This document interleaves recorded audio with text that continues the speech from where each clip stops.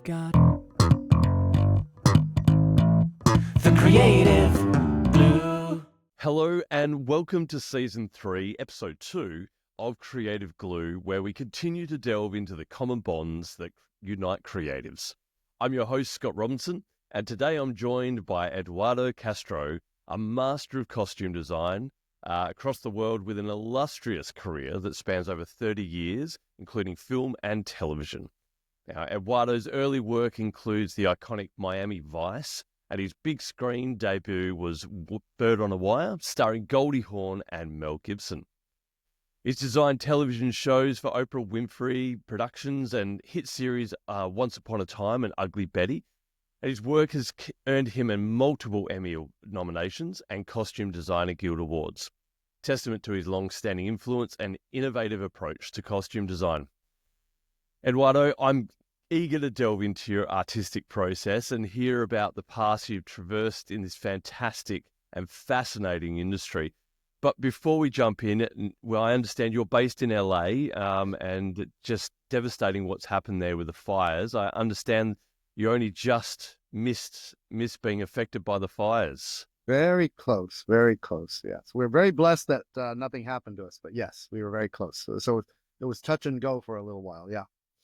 Well, I'm glad to hear you're safe and well. That certainly saw that across the world, some pretty horrific footage there, and our hearts go out to everybody that would there be losses in LA. So glad we've got you here.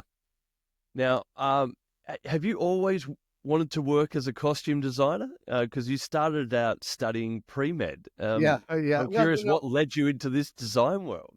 You know, when I was a kid, when I was about 11 or 12 years old, I would watch Edith Head on television, and she'd be on, bringing on her sketches and her fashions, and I was intrigued. However, at that time, I had no idea that there was a process, that it was a career, right? I was brought up in a very traditional household where I was supposed to follow in my father's footsteps, which was being a doctor. So when I graduated from high school, what did I do? I went into LA City College and started taking those pre-med classes and realized that I had no desire to do that. I absolutely had no desire to do that. And what happened to me was quite unusual. My father did have a sense that I had an artistic bent. And at the time he was working at a clinic in Los Angeles, and that clinic was the base for where there was the Music Center of Los Angeles, which is like Lincoln Center in New York and Kennedy Center in Washington, D.C., and it's a complex of 3 theaters. And he was very close to one of his nurses, and one of his nurses said, you should have your son work at this music center. My daughter just got a job there. And he came home one day and gave me the number, and he said, why don't you call this person? And so I did, and it was December 1st of 1970 was my first day working at the Dorothy Chandler Pavilion, and which is the Opera House, was the Opera House at the time, right? And my first assignment was on the balcony, the 4th floor, and I was working a production of the New York City Opera, and it was Mephistopheles, and I was amazed. I had never seen a live production. I'd never seen theater. I'd never seen ballet, or opera, or a musical even. And it took my breath away. I said, oh my God, it was like magic, right? And because there were 3 theaters, there were 3 different venues. The Dorothy Chandler was the place that had the big road shows. I remember my first musical was with Katharine Hepburn, and it was Coco, and it was about fashion. Wow. And it was about Chanel, and it wasn't a very good musical, but it was for me, it was astonishing to see those designs of Cecil Beaton. He designed the sets and the costumes, and I was like, whoa. And the magic of the theater really intrigued me. And so during my stay there, I was starting to appreciate the work that I was seeing, and I would look at I said, I want to pursue this. I think I want to pursue this career. And I was at LA City College, and there was a room, a counseling room, and I poured through the catalog. I wanted to transfer to a university that or a college that provided a degree in set and or costume design, because I was really interested in doing both, right? And Mm. there were few schools, very few, very, very few. I think there was Boston University, there was North Carolina School of the Arts. And the changing point was when I would look at the program of the of the shows. And it seemed to me at that time that a lot of the designers were coming out of the same school. And this school was Carnegie Mellon. And I said, well, I thought Carnegie Mellon was in New York, right? Uh, it ended up being in Pittsburgh. And after doing research, it was like I found out that it was the oldest drama school in the country. And so I didn't think I would be able to get in. So what I did for about 6 months, I created my own portfolio, and I did drawings. I said, this is how I would do Night of the Iguana. This is how I would do A Funny Thing Happened on the Way to the Forum, and the sets and the costumes and blah, blah, blah. And I sent it off old school, big portfolio, hard Yeah. sketches, and mailed it, right? Well, I got a letter, and it was a letter of rejection saying, I'm sorry, we can't accept you. And then the reason was, we never found your portfolio. So I was devastated. I was devastated. So much work was poured into it. So I called and said, listen, okay, I can handle not getting into the school, but I really would love to know where the portfolio was. And a few days later, I got another letter saying, we saw your portfolio and would love to have you. And Amazing. but it's a lesson learned, because it's a lesson of humility, and it's a lesson of like, oh, okay, and rejection, because our business is about that.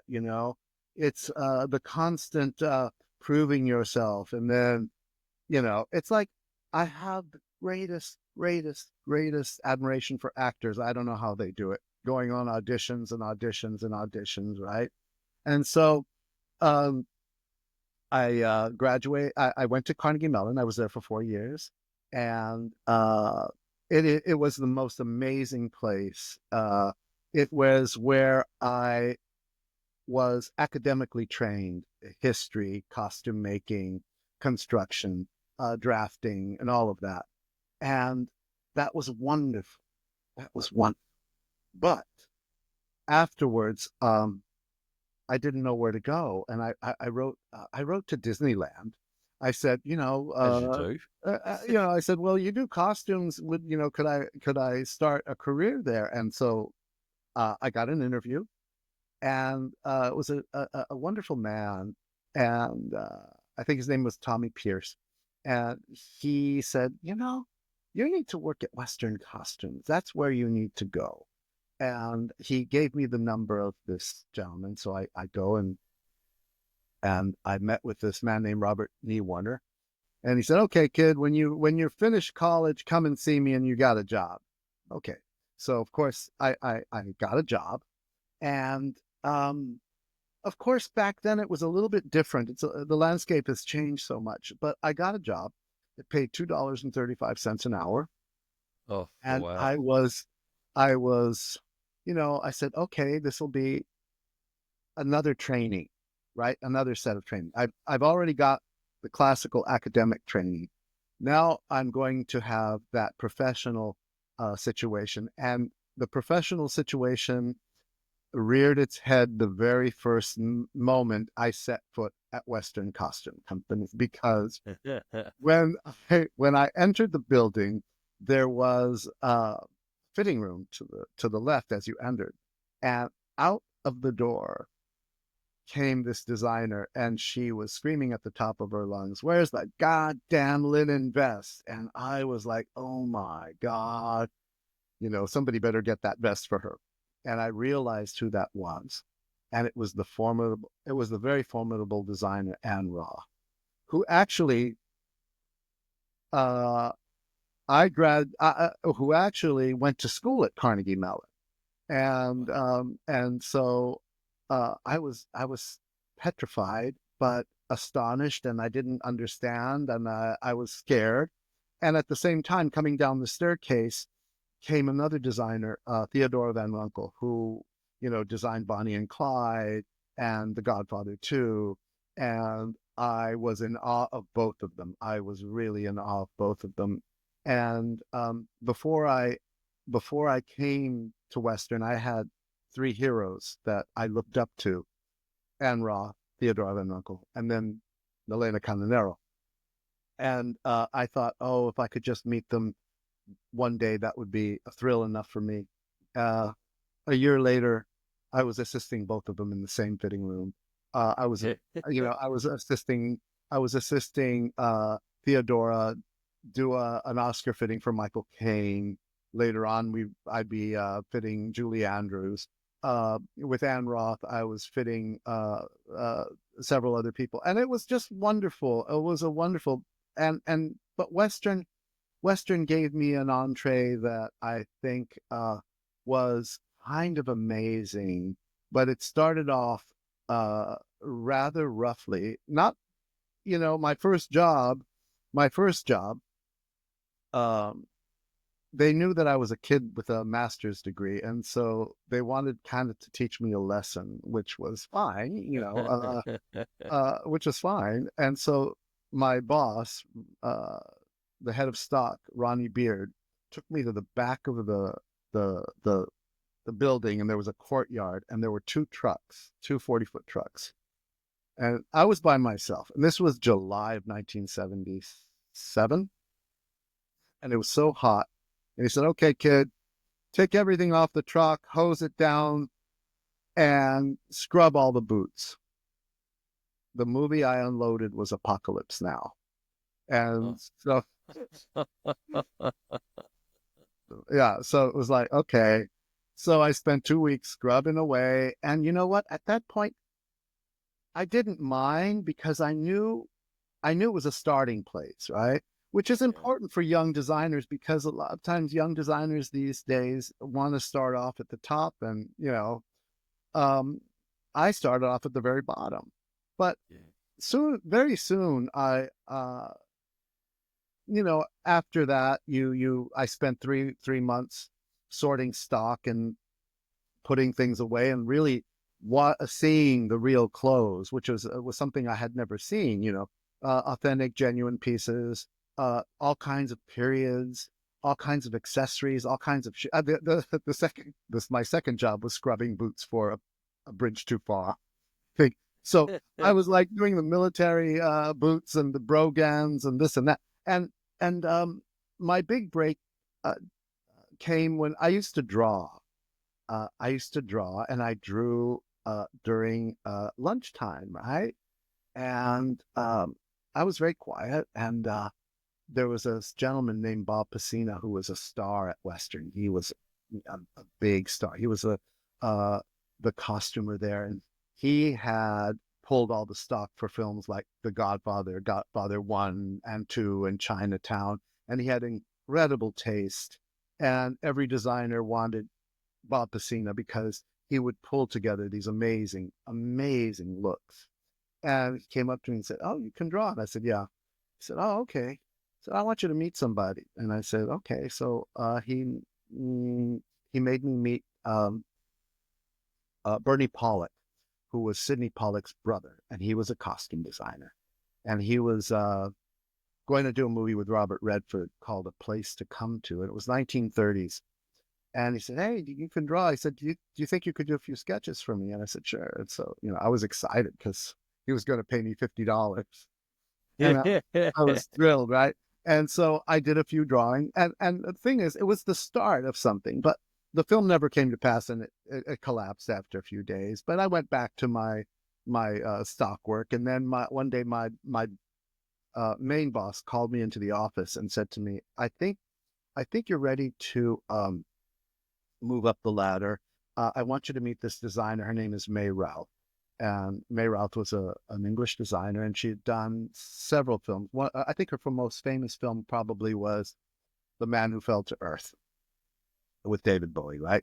And he said, I want you, you're going to supervise this film with her. You're going to be in charge of the men's clothes. You're going to be in charge of uh, making the stars' clothes and making sure that everything, you know. And the movie was called Being There. And I did. I pulled all of the stock. I got all the senators, and I've got all the extras and this and that. And it was, but the best part was being in charge of all of Peter Sellers' costumes from head to toe. Wow. I learned how the hats were to be blocked. I learned about felts. I learned about the right kinds of felts.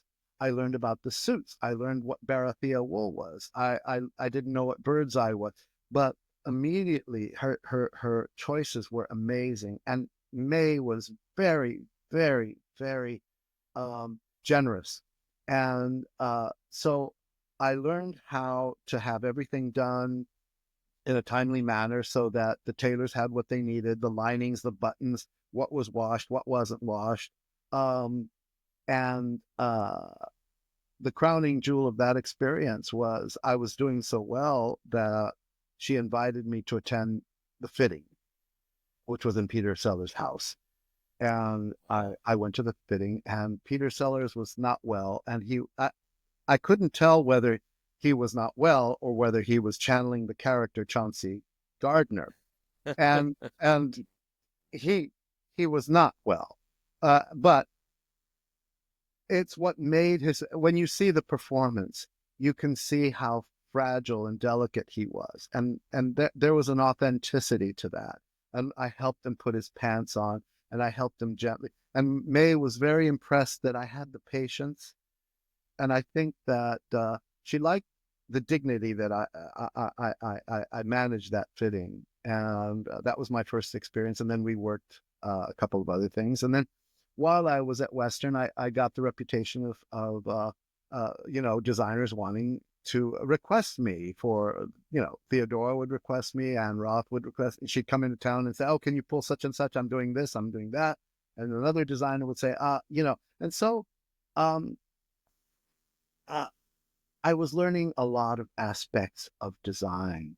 And one of the best things that young people need to understand is I learned so much from different designers. For example, Anne Roth taught me that the confidence you have is important. If you don't have the confidence in your concept or what you're presenting, actors can feel it, the directors can feel it. And boy, they never questioned her. They never questioned her. And it was something that I took to heart, and I realized, oh, okay, that's something I took in. Theodora Van Runkel, on the other hand, was artistic, operatic, dramatic, in a different way. And she illustrated like nobody else, and she had incredible and exquisite taste. But it was the other side of the coin. So I learned from both. And at one point, I remember that Theodora took me up. She was like my Auntie Mame.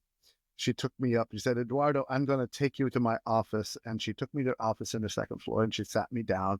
And she would say, let's look at these art books. And then she said, now, do you know this artist? And you know this. And then she would look at my drawings. Oh, this is very good. Now, don't do this. Don't do that. It's better if you leave this space empty and don't overdo it.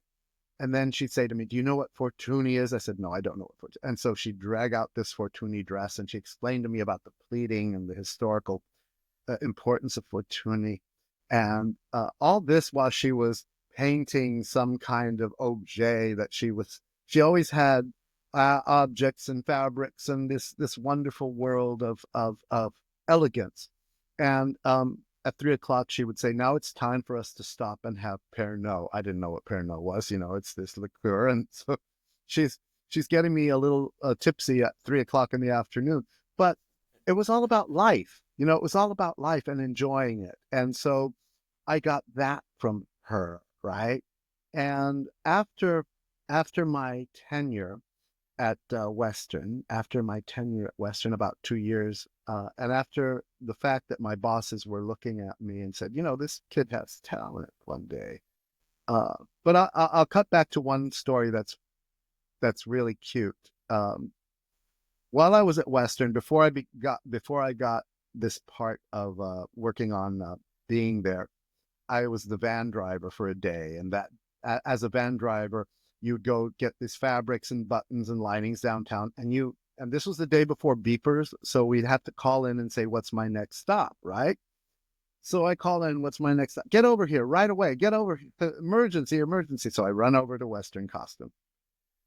I said, and I was talking to my boss, and he said, "Do you know where the Beverly Hills Hotel is?" Yes. I said, "Yeah, I know I worked there one summer." I said, "Yeah, I know where I said, "Take this package to Bungalow 10 and give it to Al Nickel, and who is the head of the ladies' room." So I said, "Okay." So I run over to the Beverly Hills Hotel.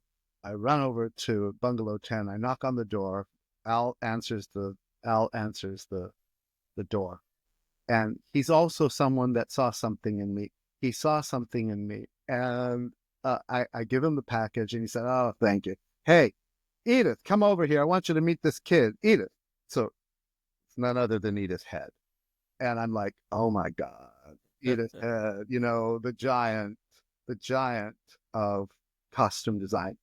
And what Albert said was really sweet. He said, "This is a young designer. I think he's going to be something." And she said, "Thank you so very much. It's been so helpful, so helpful. It's been so great." Around the corner, this beautiful, beautiful woman comes out, and she realizes that I brought the package, and she extends her hand to me and says, "Hello, my name is Elizabeth. Would you like a Bloody Mary?" And it was Elizabeth Taylor. So in the matter of minutes, I'm meeting Elizabeth Taylor and Edith Head. And what was in the package was a custom-made bra that they had to have for the fitting. But that was one of those experiences that you have where you're meeting legends, where you're meeting legends, and you realize you're part of the landscape. You're part of that landscape. And it happened to me during the rest of my career. There was several people that I met throughout my career that were rather iconic and important. But cut to the end of 2 years, and Al Nickel calls me into my office, to his office, and he said, "Young man, it's time for you to leave." I said, "What do you mean? Am I getting fired?" And he said, "Yes." He said, "Sign this, sign this." I said, "What is it?" "Just sign it." I said, "Okay." So I signed it. Sign this. "What is it?" "You're a member of the Designers Guild." And he had done all the sponsorship, all the work. And I said, "Oh my God, now I have to find a job." And he goes, "Okay, you start with Bobby Mannix next week. You're going to assist her, and you're going to make design scale." And so I went from making, $2.35 to $600 a week. I was ecstatic. I was thrilled. I was excited. And that was how I started out. But a lot of it is because of, the importance of networking. Yep. And the importance For of, sure. you just never know, you know, and I see this with young people, and sometimes, the way to advise people is like, I can't tell you that you're never going to work because, I don't know, you might meet Steven Spielberg, I swear to God, in a room, and he likes you, and all of a sudden you got a job.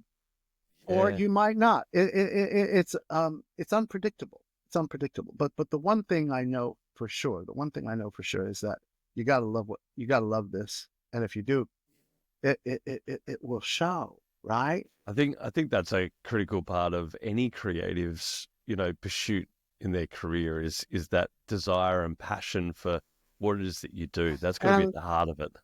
And it is. And then, I mentioned Anne, and I mentioned Theodora, and the other person was Milena, who actually has become, Milena Canonero has 4 Oscars. She designed Barry Lyndon, Chariots of Fire, Marie Antoinette, Grand Budapest Hotel, Out of Africa, Midnight Express. She's a star. So I was in awe of her. And after my tenure at Western, I hooked up and got a job on the TV show called Fame, right? And I was the male costumer, and I was doing the male costumes, and there were kids, and I was excited because it was a bit creative, and Yeah. and uh, it was fun. I did it for a year. When I get this phone call from a man named Richard Schisler, and he said, Milena Canonero would like to meet you. And I said, what?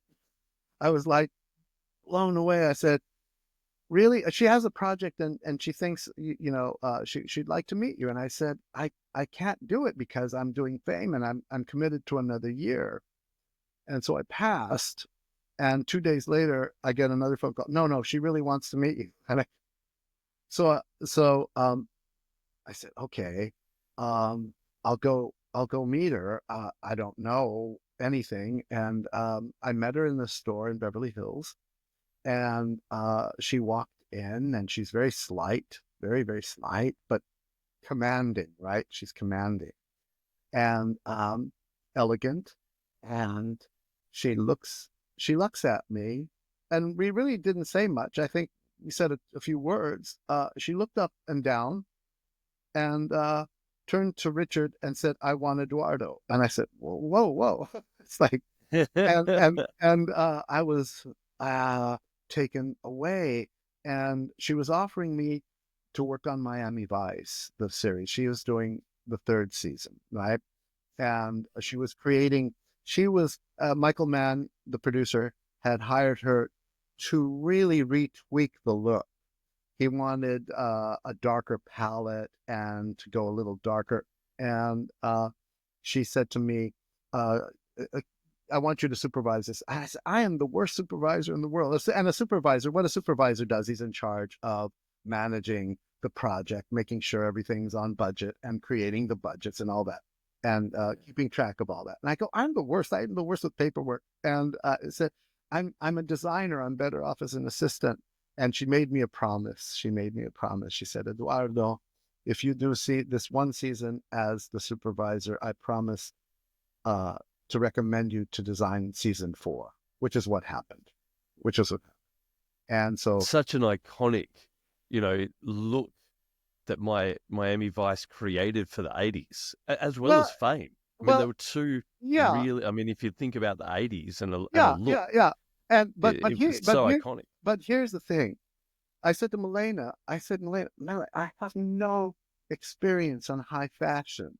I don't know, the, I mean, when I was doing Fame, the highest level was maybe Macy's and Gap, right? And here I'm thrown into this world where it was Gianni Versace, it was Armani, it was Piero Paolo Panchetti, it was this, that, and the other. And it was like, I didn't know. However, a few months ago, I had lunch with her, with Milena, and I asked her about the day she hired me. I said, "Do you remember the day you hired me?" And it was like, you I said, you just said, "I want you," and she said, "I had an instinct. I had an instinct." And so she had an instinct that I had style, personal style. I think she liked the way I dressed, which was, just simple, but she always has. She's always addressed that issue, and I've been working together for her the last 4 years. We were on and off, and I help her. And actually, she called me last night. Actually, she wanted to know who I voted for the Oscars, and she's she's opened up. She was someone who opened my eyes in a different way. She opened my eyes in a different way because she did things no other designer did. She looked at it differently. When I spoke to her about, uh, I remember helping her unpack some dresses from Marie Antoinette. There was an exhibit, and I was in shock. These boxes came, and the costumes were light as air. They were so light, and the trappings, the hoops and the panniers, and that they all collapsed and were very, very very light.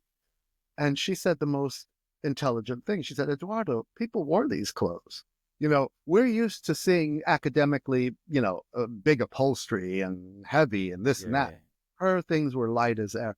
And that's because she's really the most intelligent designer I know. She's just fascinating. Every twist and turn, every film that she does, I'm like in awe of how she does these things. It's always done at the last minute, but they come out and she wins an Oscar, you know. And so that's another facet that helped me in my career, right? And Yeah. another person that was very helpful was this Italian designer named Wayne Finkelman, who I got called in one day. This was before Milena and before Fame, and I got called in and uh, to work on to pull shoes for a movie with Goldie Hawn called Protocol. And so I was in the background pulling shoes. Nobody knew who I was, and his assistant designer had to leave because she was pregnant. So they're looking for an assistant designer, and I heard rumblings that they wanted to hire Neil Spizak, who's a very talented designer, who I went to school with, who was my assistant in college, and he was based in New York. And I said, "You're going to hire Neil, who's great." I said, "I could do this." So I went to Wayne and I said, "Wayne, I can do this. I can be your assistant." And he looked at me and said, "You can?" I said, "Yes, I can. I can." And he said one thing. He said, "Hold on to my hand and don't let go." And I proved myself with him. And we worked together on a few things. And then when the time came, um, and he had to do Bird on a Wire, he said, I can only do Goldie. You have to do the rest of the movie. And that was Wow. given to me. That was given to me, right? So the thing was, I worked very hard with supporting him. And it's very important because young designers need to know that you just can't start out and uh, be in the designer seat and say, I'm going to be success. It could happen. I'm not saying it doesn't happen, but really you've got to slowly move forward and support those people, and they will pay you back. They will move you forward, and he did. He moved me forward, and that was a wonderful experience, and that was uh, and then uh, I remember uh, this is a little flashback, a little interesting story. Back in 1971, when I was an usher at the Music Center, I was assigned by my boss. He said, "Go help Goldie Hawn go across the way to the other side to get her limo on the other side because it's a crowded mass and she can't move forward, right? She can't."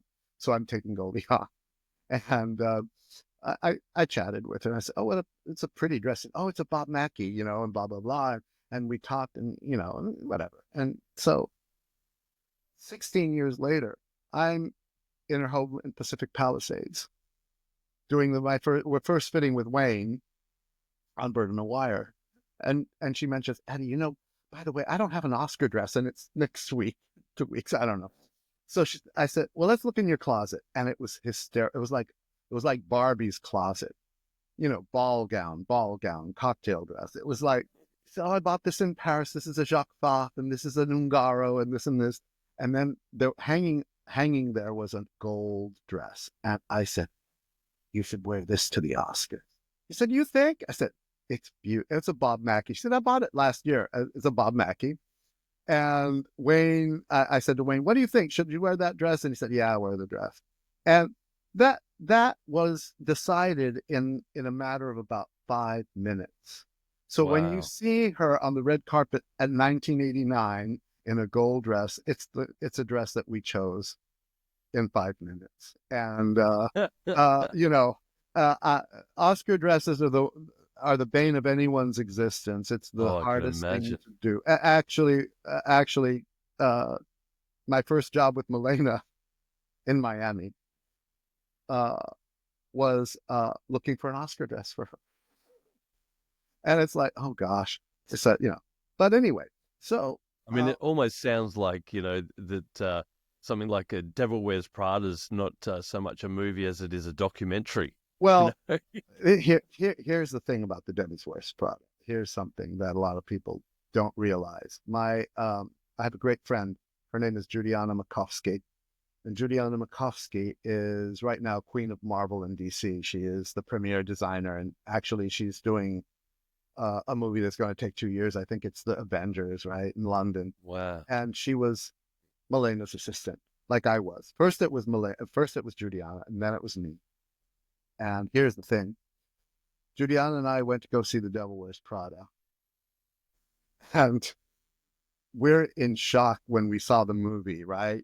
And we both said, oh my God, Meryl Streep is channeling Milena more so than Anna Wintour, because they worked together on Out of Africa.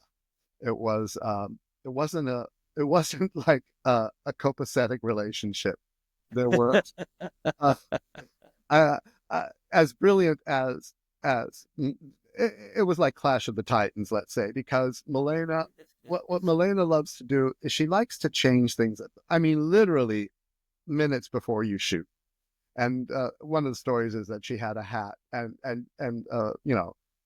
she goes to Meryl, says, "Oh, Meryl, you must try this hat on. It's much." And Meryl goes, "But I have this hat. I know this hat. I've lived with this hat. I know what this, you know." And in a way, you don't say that to Meryl Streep, and I think that was a constant with Milena. And having worked with her, I go, "Oh yeah, I know that is she." I was on a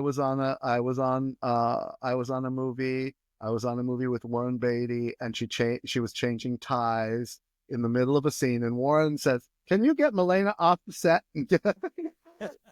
But anyway, getting back to The Devil Wears Prada, I go, "Oh my God, the tone, the timbre, everything was." Meryl Streep really was channeling Milena. This whole situation Wow. where she goes, "No, no, no, go away," and it's like, "Oh my God, that's so Milena." And why is no one ready?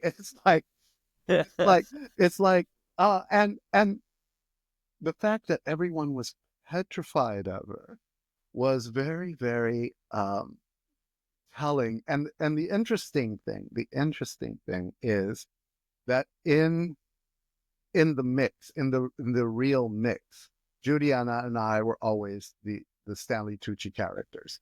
She would like berate everybody. Then she'd look at me and, "Eduardo, so what do you think?" I said, "Oh, okay, I was saved." I was saved, right? But she is an amazing talent that she's just a giant. And I just spoke to her like I told you the other day. But I just feel so fortunate to have known so many people. And, Yeah.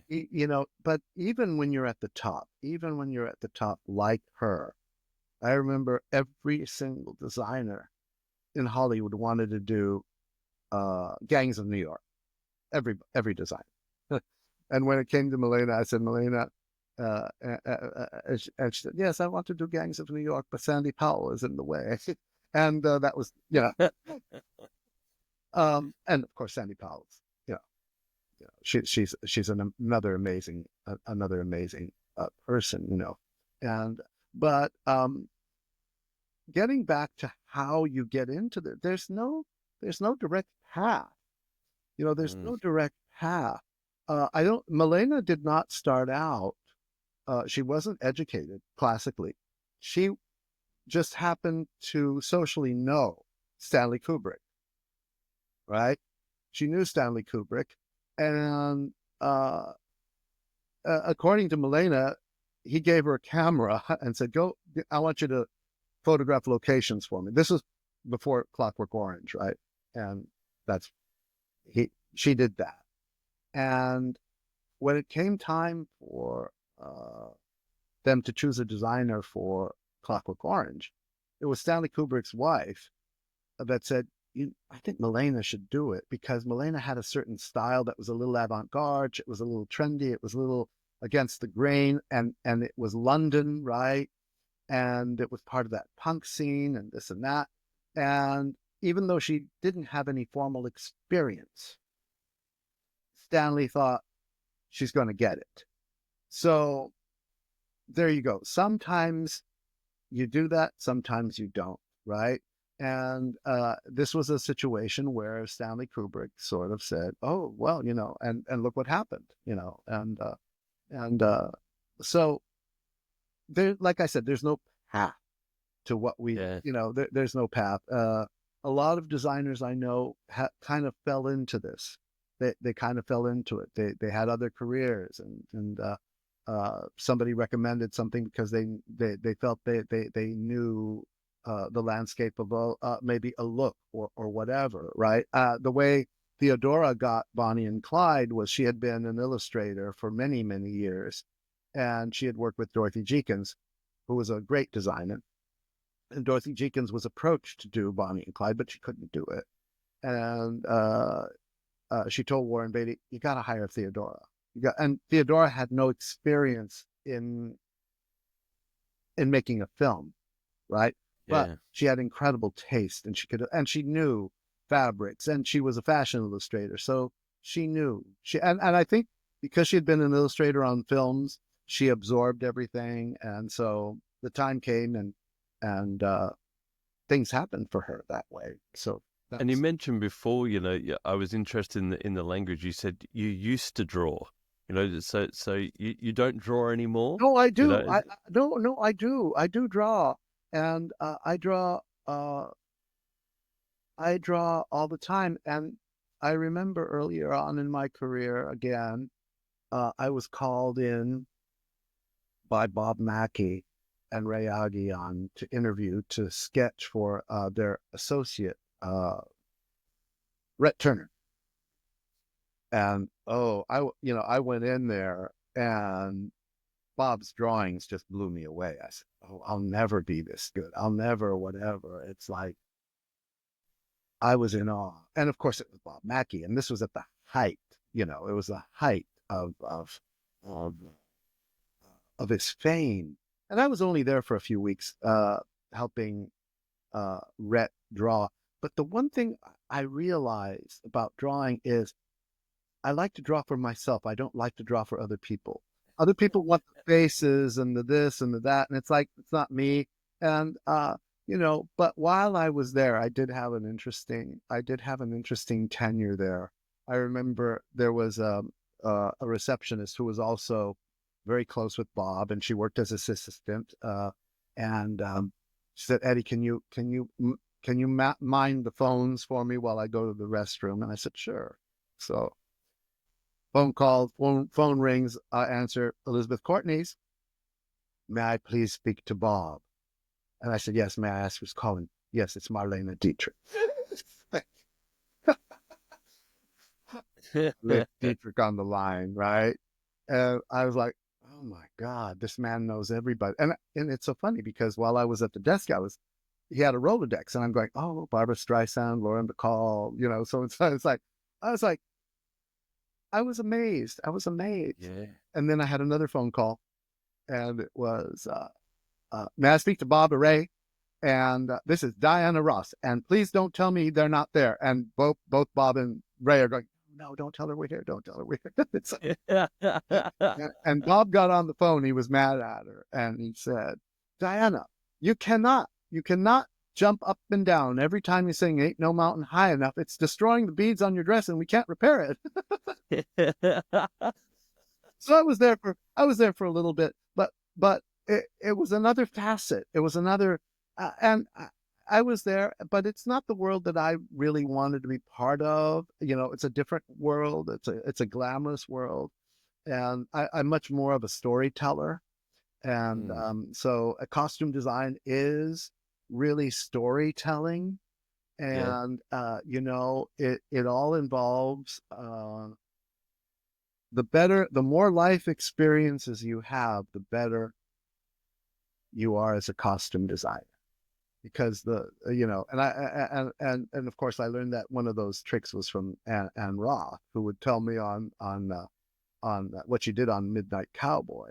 She went to the raunchiest places and found these pants that these white pants for Dustin Hoffman that still had the dirt lines on them, you know, and that's that comes from life experience. It comes from a reality point of view, because there are designers that like only make things, and the designers that only shop, and so sometimes you don't get the combination of the two. And Anne was great at combining both. She could make things. Certain designers, I remember I was at Neiman Marcus a while ago, and this person was freaking out. Oh my God, I'm doing Ben Affleck, and I only have 3 weeks, and I can't find a white overcoat. I said, why don't you just make it? I can. I can make it overnight if you need to. You know, Yeah. it's like when I go, it's like when I have my conferences with students, right? And we do our presentations, and I talk about Once Upon a Time, which was a series which was very fantastical and all that. I say to the students, you could design this show.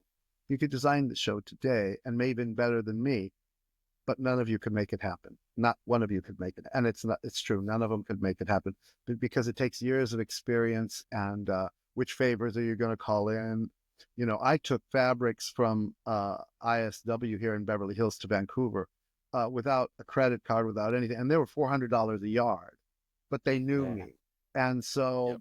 and so this is a business of relationships. And Anne was brilliant at that. Anne had relationships all over the place, as does Colleen Atwood, as does Milena, does anyone. They know who can make things. They know who's the best person to make a bias cut dress overnight. Who's the best person who can tailor a suit? I had to tailor a suit for Sean Connery in Los Angeles and fly it to Rome the next day. So, but who is best at doing that? Who is best? Yeah. And that takes a while.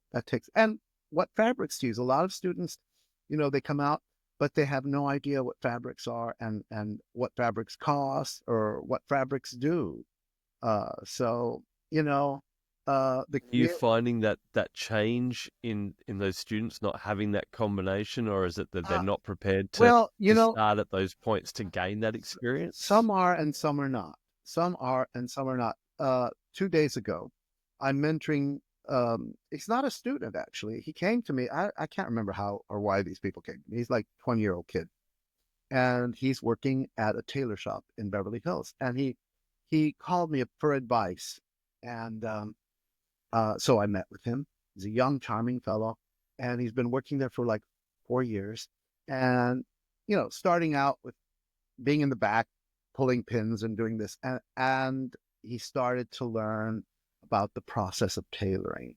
And so he knows fabrics left and right.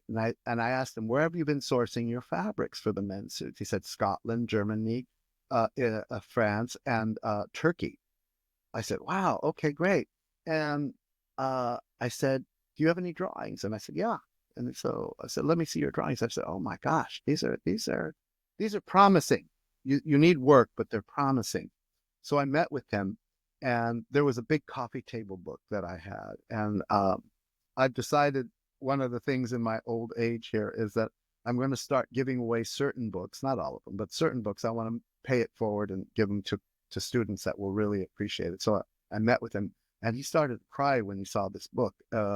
It was a book of a famous New York illustrator who did a lot of fashion, and it's similar to where he could be. And so right now I'm saying, stay where you are, and you can self-educate, and I'll give you assignments. And I said, watch the details, look at the details of your drawing, because that's what's missing, right? And then create a story. And so I mentor students from all over the world, and they're all at different levels. Some need to go to graduate school, some don't, and some have more promise than others, but the ones that have that promise have that spark. They just want to do it. And so it's very important. It's very, very important, but there's no direct path. There's just no. No. I mean, you also mentioned that you got asked about your votes for for the Oscars, and I know you're the governor in the Academy of Motion Picture. For those that don't know what we're talking about, that is the Oscars. So how's that experience been? I mean, how do you get I'll there, and tell you, how do you start to make decisions about Oscars? I mean, I'll wow, tell you, it came to fruition last night. It came to fruition last night. I campaigned for the presentation at the Board of Governors, and I said, if we could have 5 actors from one from each nominated film talk directly to the designers, that would be great. And I presented that, and it came to pass I was shocked. I was surprised because a lot of times you don't know if your suggestions are going to really, take off. And when I saw the thing last night, I said, "Oh my God, they took my idea," and it was like right there. And they had amazing. that was a big payoff for me. That was a big payoff for me. But now, as a governor, what I've been in charge with doing, which is really interesting, is I've been really, really trying to cast a net across the world and make our branch more globally inclusive. And I am in charge of vetting and looking for talent all around the world. This year I found one from Australia. I found one from Iceland, one from Greenland, one from India, one from Africa, which we had no representation from, and one from Greece. And so I want to bring them in. I want to be able to invite those people in. And we had luck last year. And this has just started within the last couple of years since I've been a governor. So that's part of what I am trying to uh, make happen, because we are the smallest branch. We're the smallest voting branch in the Academy. There's something like 10,000 actors, and there's less than 200 designers. So And it's interesting. I mean, throughout the last sort of series, we've sort of started to see these strings. And CreativeGlue was always around trying to find the ingredients that is that part that brings creative people together. And I think this something about creative for good is something in there, and giving back, and you talked about saving some of those books as you get further into your career, and passing those on, being able to stretch that net across the world to be more inclusive. I mean, how important do you think that is as part of being a creative being and working with other creative people? Is that synergy of doing something that's beyond our own selves? It is crucial, it is vital, and it will pay off a million ways back. One of the things that I learned early on in my career, one of the criticisms I got was that I was too nice, that I had to have a little harder edge. And going back to I forgot to tell you the reason Milena called me. The reason Milena called me is she had talked to 5 designers or costumers or whatever, and she asked the same questions. I want the nicest person to work with, and all 5 people mentioned my name. That is why she called, and that is why she was insistent. But when I was told that you had to have a harder edge and this and that, and I said, well, it's not my nature. It's not my nature. And I go back to a gentleman named Rhett Turner, who was one of Bob Mackey's partners. Nicest man ever, ever. Albert Walsky, a complete gentleman. Nice. Yes, they could be firm when they can be, but they are nice. Even Ann Roth. Ann Roth has been accused of being formidable. And Ann said, yeah, that means I'm bossy. But she is still nice. She's still nice, right? And commands respect. And I think it's important to, when you're working together with a crew, with your associates, it's important to really have a relationship with them and have the door open so that they can come to you. When I did Once Upon a Time, it was done in Canada, and we had a different. They had a different way of working. They had like maybe 6 or 8 what they call prep costumers, and the prep costumers would answer to one assistant designer, and then the assistant designer would present it to the designer. And I said, no, no, no, no, that's not going to work for me. So I said, let's have 5 assistants, and even though they didn't get paid as assistants, I said, I promise you this will be rewarding, and I want each one of you to have a certain responsibility. So I made one assist me on the period men's clothes, on the fantasy women's clothes. I had another person do the modern men, the modern women, and then I had another group do the extras. And I spent time with each one of them, and I said, I want you to be there from the beginning to the end, and I want you to be there when we shop, when we gather, when we source the material, when we fit, and I want you to be there when we put it on the truck. And that hadn't been done before. And they loved that idea because they were now part of the process, whereas before they weren't, you know. But it paid off amazingly for me on my last year there.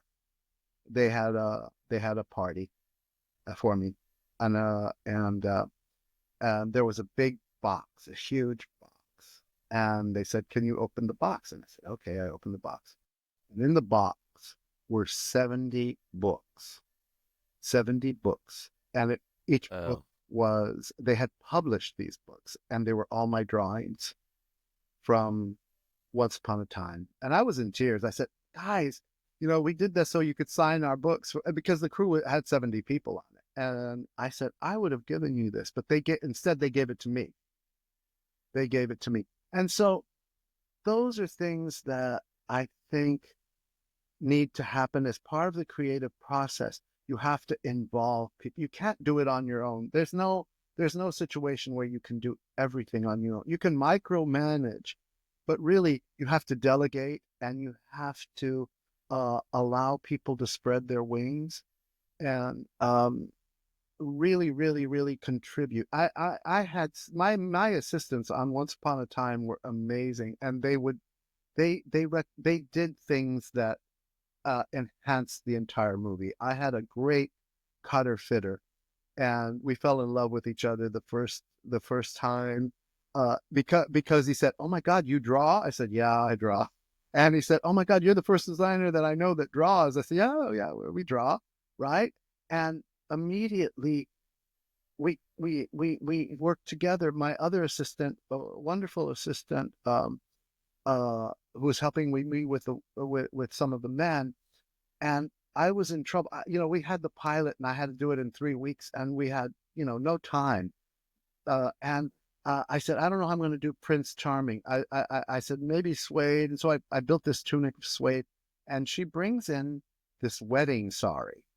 And I said, what is this? He said, Eduardo, you can cut this up and make a panel.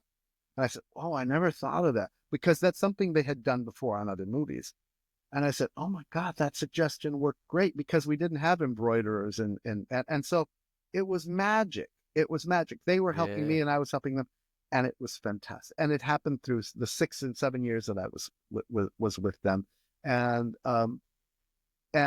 I think, though, that part of the creative for good, like you're saying, is, when you have assistance, or when you see somebody, I remember I had a person named Julie Yang who came up to me one day. I was working on some really bad, crappy TV thing. I think it was, I can't even remember the title. It was really, really stupid, right? But it was, she came up to me and said, my name's Julie. I'll work for you for free.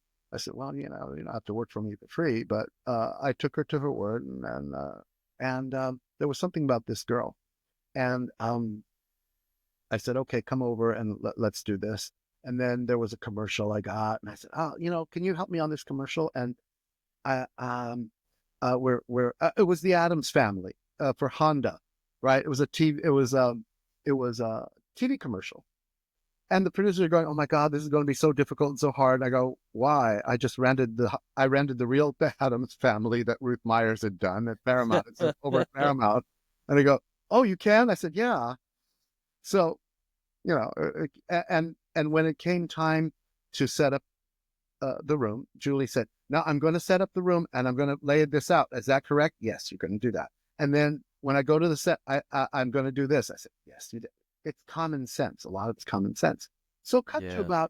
cut to about 2 years later, and Disney's asking me if I wanted to do this Boy Meets World series. I said, "No, no, I can't do it. I can't do it." But I said, "I know somebody who can." And I called Julie. I said, "Julie, I want you to meet on this show." "I've never done it before." "Listen, I know people that are doing it that have half of your talent. They just don't know." And so I helped her make boards and I helped her make a presentation. I said, "Yeah," but she did it. I said, "Here, do this, do that, go in." She got the meeting, and she was on that show for 4 or 5 years. Wow. And so there's a process, because I think because it, you know why? It's because people did it to me.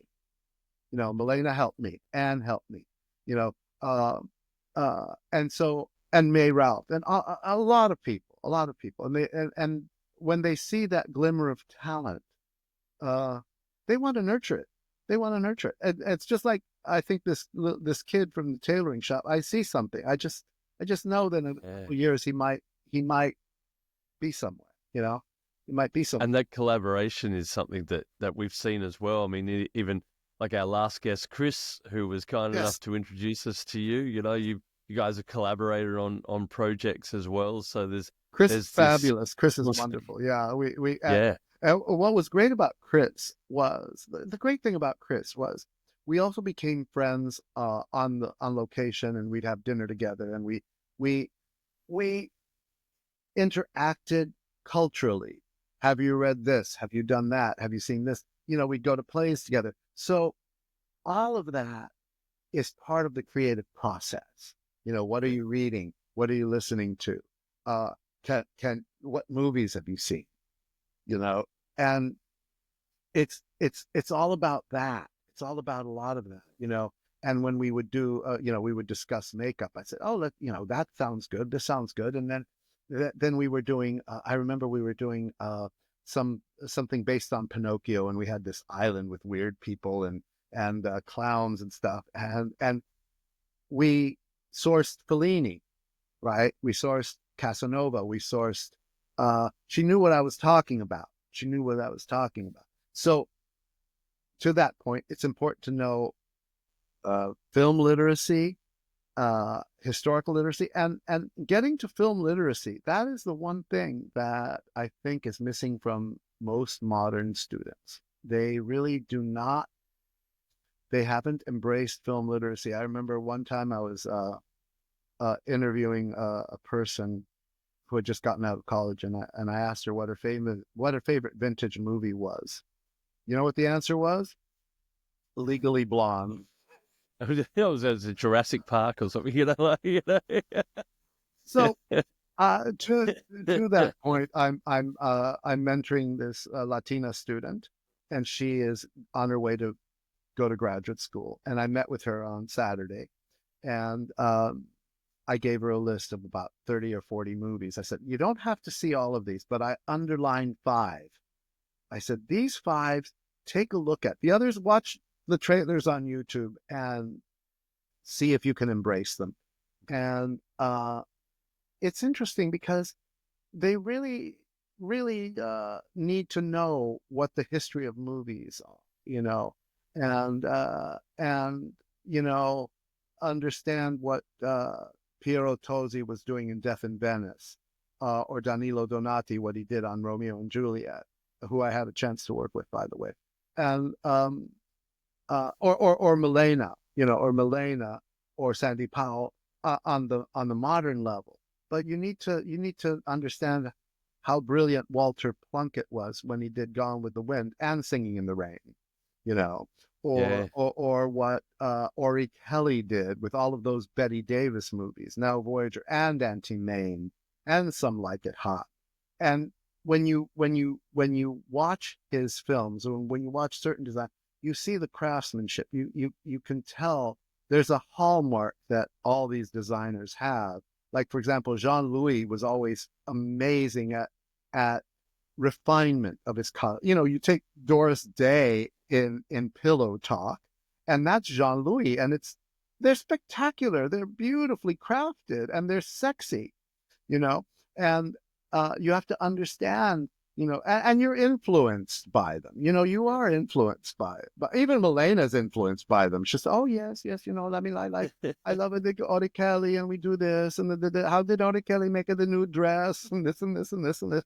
And so you're constant. And I remember when Milena was doing Asteroid City. And she was asking me she needed references on jeans from the 1950s, and her and Wes Anderson were going back and forth on this, and then they missed the one image, which is the one image that I said, why don't you just use HUD, Paul Newman in HUD, and they go, oh, we forgot about HUD. It's like, and Wes Anderson, who is the biggest, he knows everything. And I go, oh yeah, he forgot about HUD too. So it's like, film literacy is important. It's really, really, really important. I love that. Look, Eduardo, before we wrap it up, we do a little thing that we like to call Fast Five. Just 5 one-word answers, which sounds easy, right? Oh no, they're hard. They're hard. But we'll start it off nice and easy. So we'll go with a comparison. So, designer labels or everyday brands? Oh, ooh. Yeah, and now you've used both. You can't use both on the next ones because they're going to get harder. Meryl Streep or Jane Fonda? I just spoke to Jane Fonda. That's going to make this awkward. I'm going to say Jane Fonda. Awesome. Sequence or fur? Sequence. Disney or Marvel? Oh God. Disney, because I worked for Marvel. Disney. Well, really? Disney. Yeah. Well, yeah, Disney. Disney's a little more forgiving, and you could be more creative. Yes. Interesting. And the final one, your favorite actor, dead or alive? Sean Connery. That's right. Yeah. Awesome. Love that. That's brilliant. Yeah. Saw that back there. Yeah, that's him. Look. Yeah, that's Highlander. Yeah, we worked on Highlander 2 together. And see, he was a most charming, wonderful man who embraced me. Fantastic. Amazing. Man. Amazing. Look, thank you so much for joining us today, Eduardo. You've given us some fascinating insights into the world we rarely get to see inside of from out here, because it's the hidden part of it that's so visual, but the stars normally take the shine of these things. So that's all we've got time for on this episode of Creative Glue. But please join us throughout the year as we continue to explore the creative glue that brings us together. If you haven't already, check out the rest of the Creative Glue episodes available on YouTube channel, Spotify, and Apple Podcast. Fantastic. Thanks so much, Eduardo. Thank you so much. It's been my pleasure. Your ideas and my ideas will stick together like glue. 'Cause we've got